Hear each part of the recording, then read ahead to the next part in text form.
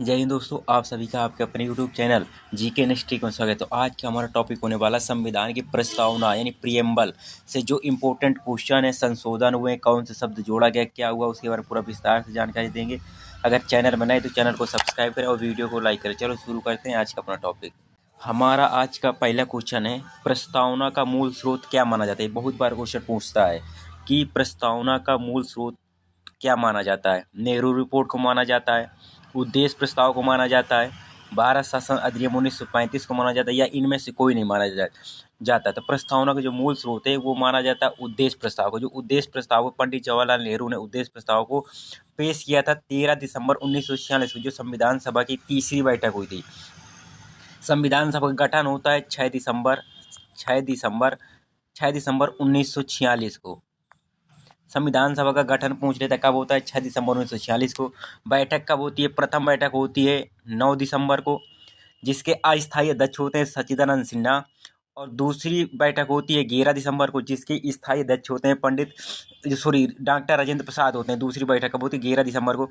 तीसरी बैठक होती है 13 दिसंबर 1946 को। इसी जो बैठक होती है 13 दिसंबर 1946 को, इसी में ही संविधान प्रस्तावना को उद्देश्य प्रस्ताव को पंडित जवाहरलाल नेहरू जी ने 13 दिसंबर 1947 को उद्देश्य प्रस्ताव पेश किया था, जिसको 22 जनवरी 1947 को उद्देश्य प्रस्ताव को संविधान सभा ने स्वीकार कर लिया था। तो प्रस्तावना का मूल स्रोत माना जाता है उद्देश्य प्रस्ताव को। प्रस्तावना को कब स्वीकार किया गया था या कब अंगीकृत किया गया था, मोस्ट इंपोर्टेंट है।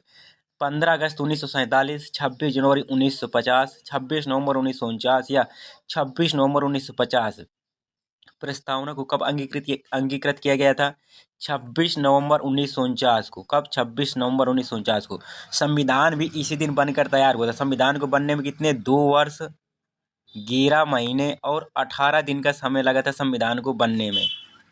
संविधान में कुल खर्च कितना आया था, 64 लाख रुपए का आया था, 64 लाख। संविधान का मोहर प्रतीक क्या था, हाथी था। संविधान की मोहर प्रतीक चिन्ह हाथी था।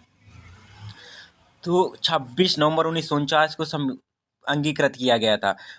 पूछ लेता हिंदी में कौन सी तिथि थी जब प्रस्तावना को अंगीकृत किया गया था। मोस्ट इंपोर्टेंट है, क्या था, मिति मार्ग शीर्ष शुक्ल सप्तमी संवत 2006 विक्रमी। जब प्रस्तावना को अंगीकृत किया गया था तो हिंदी में वो चल रही थी, तिथि थी मिति मार्ग शीर्ष शुक्ल सप्तमी संवत 2006 विक्रमी था।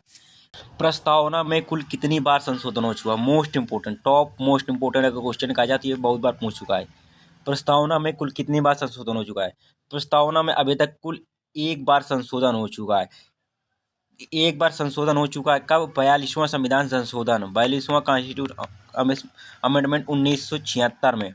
1976 में प्रस्तावना में 3 शब्द जोड़े गए थे, अखंडता, समाजवादी और पंथ निरपेक्ष शब्द जोड़े गए थे। प्रस्तावना में एक बार संशोधन हो चुका। किस समिति के हुआ था, केशवानंद भारती बनाम केरल राज्य में ये प्रस्तावना को संविधान का अंग माना गया था। तो इस वजह से न्यायालय ने कहा था कि प्रस्तावना संविधान का अंग है, इस वजह से इसमें संशोधन किया जा सकता है। तो प्रस्तावना में कितनी बार संशोधन हुआ, एक बार हुआ है।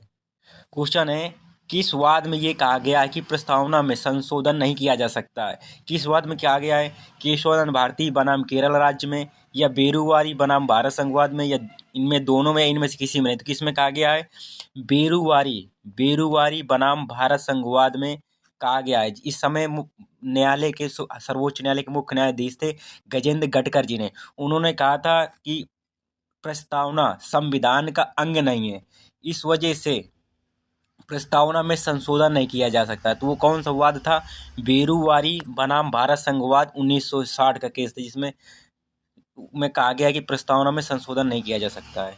व्याख्या में भी मुख्य न्यायाधीश थे, कौन मुख्य न्यायाधीश थे, गजेंद्र गटकर। इन्होंने प्रस्तावना में संविधान निर्माताओं की कुंजी का, मोस्ट इंपोर्टेंट ये हो सकता है कि प्रस्तावना को संविधान निर्माताओं की कुंजी किसने कहा है, गजेंद्र गटकर जी ने कहा, किंतु अंग नहीं माना। इसमें प्रस्तावना को अंग नहीं माना गया, इसी कारण प्रस्तावना में संशोधन नहीं किया जा सकता है। वह केस जिसमें प्रस्तावना को संविधान का अंग माना गया है, मोस्ट इंपोर्टेंट, कौन सा, केशवानंद भारती बनाम केरला संघवाद या बेरुवारी बनाम भारत संघवाद। किसमें कहा गया है कि संविधान का अंग है, केशवानंद भारती बनाम केरल राज्य में ये कहा गया है कि प्रस्तावना में संशोधन किया जा सकता है। व्याख्या किसमें? केशवानंद भारती बनाम केरल राज्य कब? 1973 में। इस केस में प्रस्तावना को न्यायालय ने संविधान का अंग माना है, इसमें संशोधन किया जा सकता है। इसमें कुल 13 जजों की बेंच ने निर्णय का कितने में दिया था? 7-6 में निर्णय सुनाया था। इसी वजह से प्रस्तावना में 42वां संविधान संशोधन 1976 से संशोधन किया गया था। प्रस्तावना में कब संशोधन किया गया था? 1975, 1976, 1952, 1991। कब किया गया था? 1976 में। 42वां संविधान संशोधन 1976 के माध्यम से प्रस्तावना में केवल एक बार संशोधन किया गया है अभी तक। 42वां संविधान संशोधन 1976 के माध्यम से प्रस्तावना में कौन सा शब्द नहीं जोड़ा गया था? समाजवादी, धर्मनिरपेक्ष, अखंडता या धार्मिक स्वतंत्रता। कौन सा शब्द नहीं जोड़ा गया था? धार्मिक स्वतंत्रता नहीं जोड़ा गया था। जो 42वें संविधान संशोधन अधिनियम 1976 के माध्यम से प्रस्तावना में समाजवादी, धर्मनिरपेक्ष और अखंडता शब्द को जोड़े गए थे। कितने? 3 शब्द जोड़े गए थे। कभी पूछ भी लेता है कि 42वां संविधान संशोधन 1976 में कितने शब्द जोड़े गए थे? कौन सा? 3 शब्द जोड़े गए थे, समाजवादी, धर्मनिरपेक्ष और अखंडता। प्रस्तावना में कुल कितनी प्रकार की स्वतंत्रताओं का वर्णन है? मोस्ट इंपोर्टेंट पूछता है, प्रस्तावना में कुल कितनी प्रकार की स्वतंत्रताओं का वर्णन है? कुल 5 प्रकार की। कुल कितनी? प्रस्तावना में 5 प्रकार की स्वतंत्रताओं का वर्णन है। कौन किसी? विचार की स्वतंत्रता है, विश्वास की स्वतंत्रता है, अभिव्यक्ति की स्वतंत्रता है, धर्म की स्वतंत्रता है और उपासना की स्वतंत्रता है। ये 5 प्रकार की स्वतंत्रताओं का वर्णन है प्रस्तावना में। पूछ भी सकता है, आपको 4 ऑप्शन दे देगा, कौन सी प्रस्तावना में स्वतंत्र नहीं दी गई है या कौन सी दी गई, पूछ सकता है। तो प्रस्तावना में 5 प्रकार की विचार, विश्वास, अभिव्यक्ति, धर्म और उपासना की स्वतंत्रता दी गई है। प्रस्तावना में कुल कितने प्रकार के न्याय का वर्णन है? पूछ लेता है, कितने प्रकार के न्याय का वर्णन है? 5 प्रकार, 3 प्रकार, 2 प्रकार, 7 प्रकार। कितने? 3 प्रकार के। प्रस्तावना में 3 प्रकार के न्याय का वर्णन है। सामाजिक न्याय है, आर्थिक न्याय है और राजनैतिक न्याय। ये 3 प्रकार के न्याय है प्रस्तावना में। पूछ सकता है कि प्रस्तावना में कितने प्रकार के न्याय का वर्णन है? कितने? 3 प्रकार के, समाजवादी, आर्थिक और राजनैतिक न्याय का वर्णन है।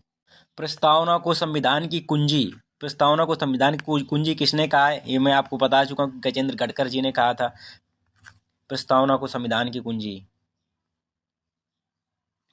प्रस्तावना को संविधान की आत्मा, मोस्ट इंपोर्टेंट। प्रस्तावना को संविधान की आत्मा किसने कहा? ए और बी दोनों ने। पंडित जवाहरलाल नेहरू जी ने कहा और ठाकुर भार्गवदास जी ने संविधान की आत्मा कहा है प्रस्तावना को। और अनुच्छेद 32 संवैधानिक उपचारों का अधिकार है, इसको डॉक्टर बाबा साहेब भीमराव अंबेडकर जी ने इसको संविधान की आत्मा कहा है, अनुच्छेद 32 को। और प्रस्तावना को संविधान की आत्मा पंडित जवाहरलाल नेहरू और ठाकुर भार्गवदास जी ने कहा है।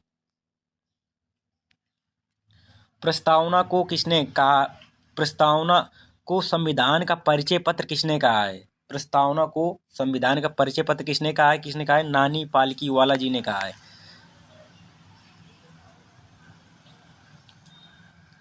भारत एक धर्मनिरपेक्ष राज्य है, इसका मतलब कि भारतीय राज्य है अल्पसंख्यक समुदाय के धर्म का समर्थन करता है, धर्म विरोधी नागरिकों का समर्थन करता है, किसी निश्चित धर्म का समर्थन नहीं करता है या बहुसंख्यक समुदाय के धर्म का समर्थन करता है। तो भारत एक धर्मनिरपेक्ष का मतलब क्या होता है? किसी निश्चित धर्म का समर्थन नहीं करता है। किसी राज्य या किसी देश का कोई धर्म नहीं होता, उसके लिए सभी धर्म बराबर होते हैं। गणतंत्र होता है, गणतंत्र शब्द किसे कहते हैं? गणतंत्र क्या होता है? केवल एक लोकतांत्रिक राज्य है, संसदीय पद्धति शासन वाला राज्य है, अध्यक्षीय पद्धति वाला राज्य है, या जहाँ पर अध्यक्ष वंशानुगत रूप से ना हो। कहाँ पर होता है? जहाँ पर जो है प्रधानमंत्री, आप समझ सकते, प्रधानमंत्री और प्रेसिडेंट, पीएम और प्रेसिडेंट का चुनाव होते हैं, वंशानुगत नहीं होते हैं, वो क्या होता है? गणतंत्र। क्योंकि अपना भारत गणतंत्र है, क्योंकि यहाँ पर राष्ट्रपति और प्रधानमंत्री का अप्रत्यक्ष या अप्रत्यक्ष तरीके से चुनाव होता है। तो इस वजह से भारत का एक गणतंत्र है। अगर वीडियो पसंद है तो वीडियो को लाइक करें, चैनल को सब्सक्राइब करें। जय हिंद, जय भारत।